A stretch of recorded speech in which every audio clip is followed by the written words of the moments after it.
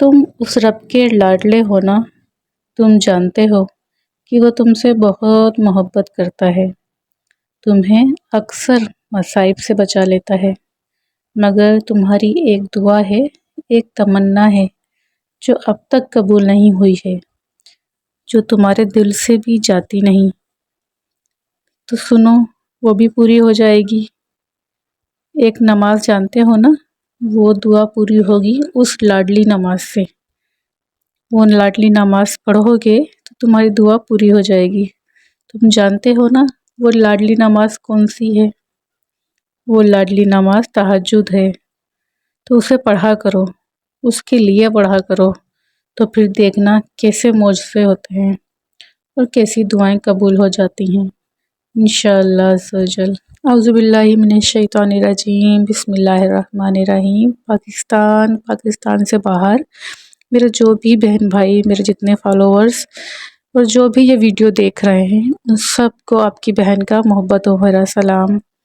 उम्मीद है और अल्लाह से यकीन है कि आप सब बखैर आफियत होंगे और ईमान के बेहतरीन दर्जे पर होंगे। दोस्तों, आज का टॉपिक है तहज्जुद की नमाज। आज एक बहुत प्यारी एक बहन की मिरेकल स्टोरी, जो बिल्कुल डिफरेंट स्टोरी है, जो आजकल आमतौर पे हम देखते रहते हैं यूट्यूब पे और सुनते भी रहते हैं।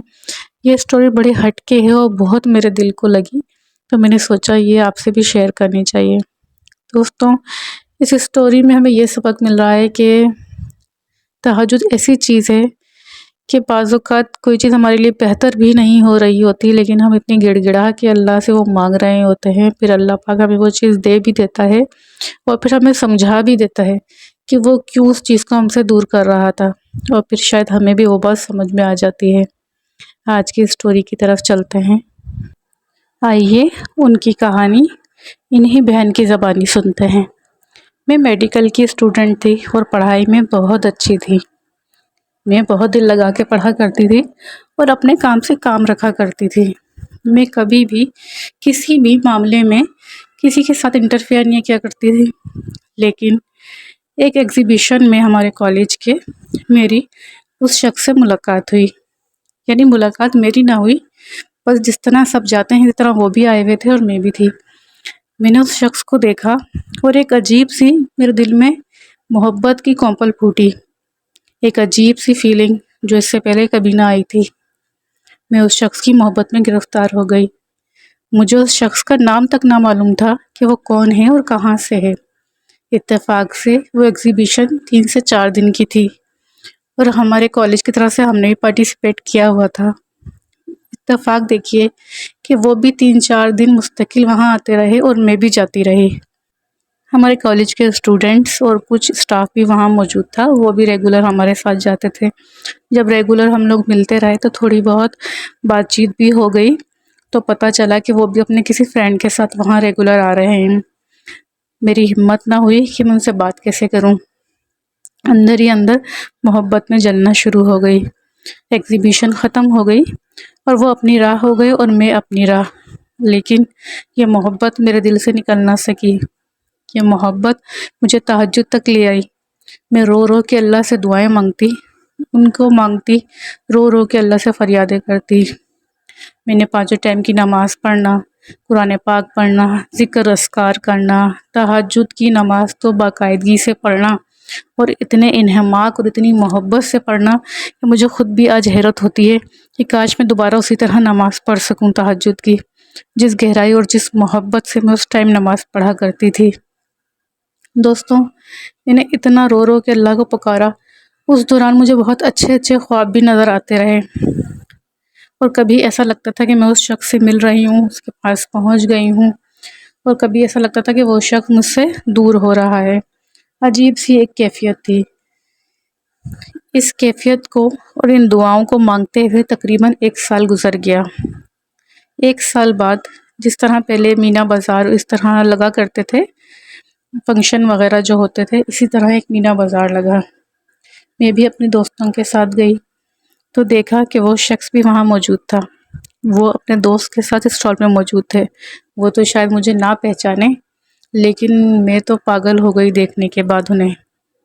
और मेरी दोस्तें भी सब मेरी कैफियत को जानती थी खूब अच्छी तरह।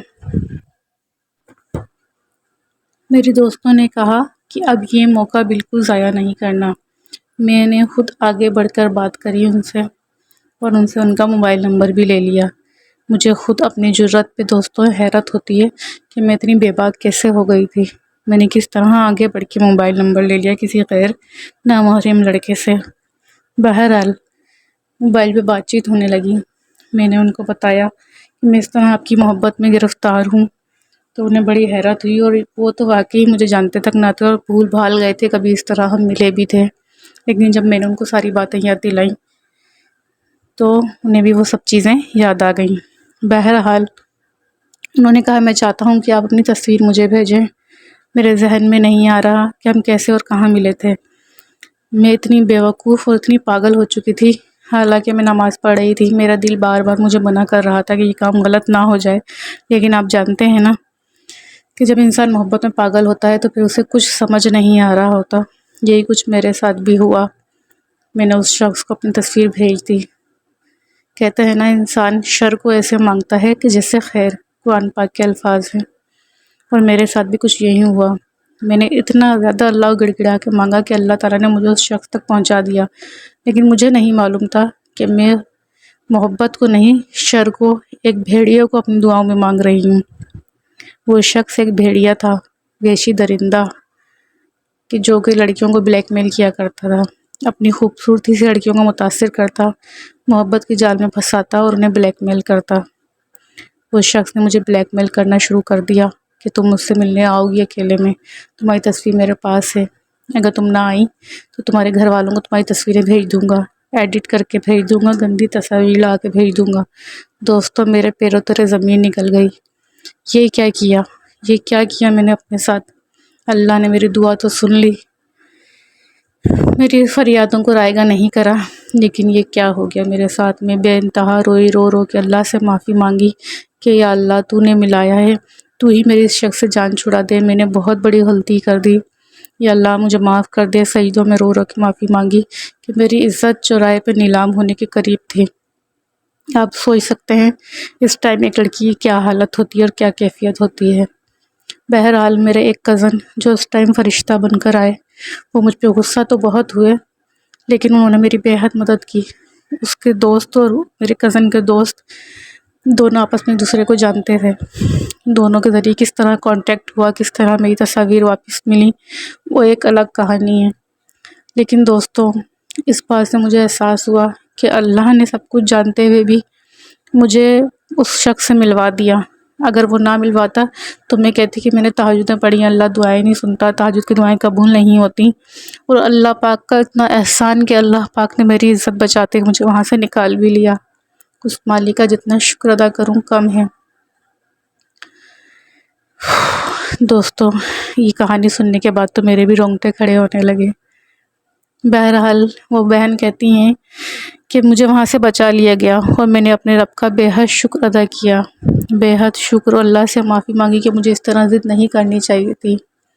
اللہ تعالیٰ نے پھر ایک مجھے بہت پیارا محرم عطا کیا۔ میری ایک جگہ شادی ہوئی، اور مجھے شوہر بہت پیار کرتے ہیں اور بہت محبت کرتے ہیں۔ تو دوستوں یہ کہانی بتانے کا یہ مقصد تھا۔ دعائیں تو پھر بھی قبول ہوئیں، اگر نہ ہوتی تو وہ شاید اپنے اللہ سے ناراض ہو جاتی اللہ پاک نے، لیکن بہتری کے ساتھ انہیں نکال بھی دیا وہاں سے۔ تو بعض اوقات دعائیں کرتے وقت بھی خیال رکھنا چاہیے، اللہ سے بہتری بھی مانگنی چاہیے ساتھ میں۔ دوستوں آج کی سٹوری آپ کو کیسی لگی؟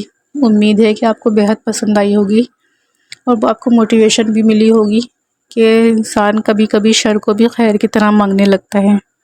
کہانی اچھی لگی ہو تو لائک ضرور کیا کیجیے، اور شیئر بھی کیا کیجیے، اور چینل کو سبسکرائب کرنا بالکل بھی نہ بھولیے گا۔